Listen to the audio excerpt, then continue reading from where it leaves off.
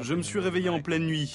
Je ne suis pas un gars bizarre, mais je vous assure que j'entendais ces tentations, presque de manière audible. Eric Bledsoe était prisonnier de la pornographie. Il restait seul chez lui, jour après jour. Lorsque vous êtes seul avec vos pensées, assis dans un fauteuil, c'est horrible.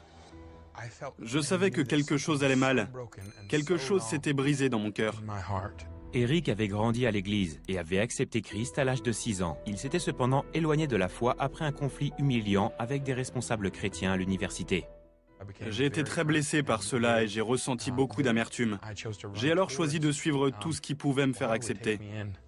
Eric abandonna ses études et alla s'installer à Nashville pour entamer une carrière dans la musique. Seul dans cette nouvelle ville, Eric trouva son réconfort dans la pornographie. Je ne voulais rien ni personne.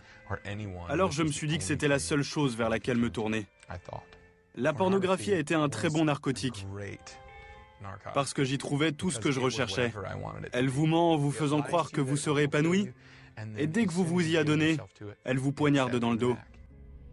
Il chercha aussi la compagnie des femmes et passa sans cesse d'une relation à l'autre.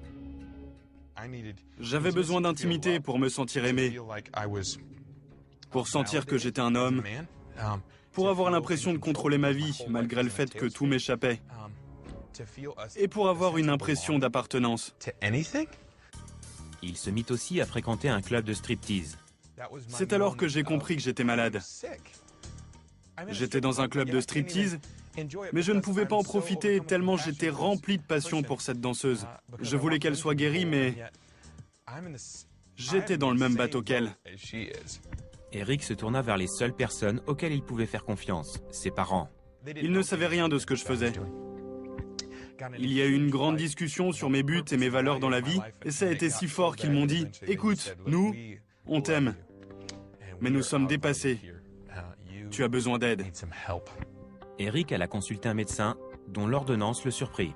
Il s'est assis et m'a posé 1000 questions à l'aide de son tableau. Il a commencé par le volet médical, puis c'est devenu de plus en plus personnel et même psychologique. Puis il a dit « Eric, il y a ce que tu crois et il y a ce que tu fais. Et les deux sont en telle contradiction que, et je te parle en tant que médecin, tu perds la raison. Si j'étais toi, en tant que ton médecin, et non pas en tant que pasteur, je pense que la meilleure prescription serait d'aller à l'église. » Eric retourna à Nashville et appela un ami qui devait justement se rendre à une conférence chrétienne.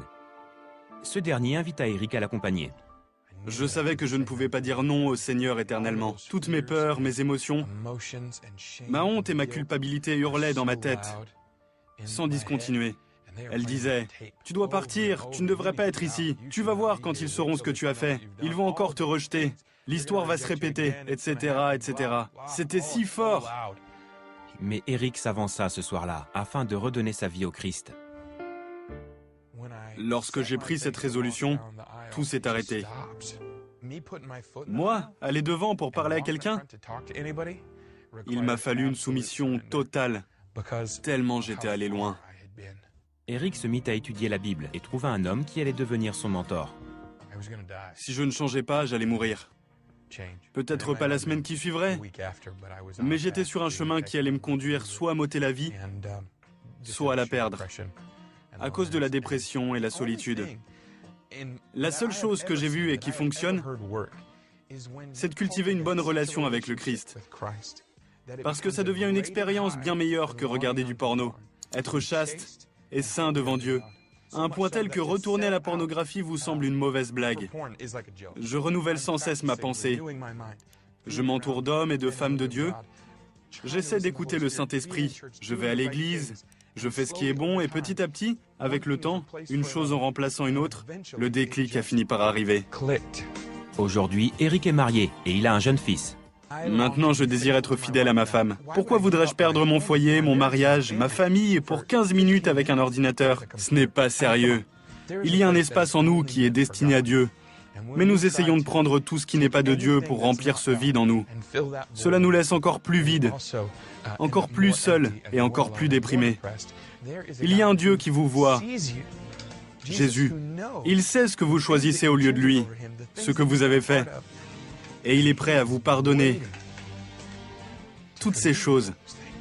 Il a décidé de mourir plutôt que de vivre sans vous.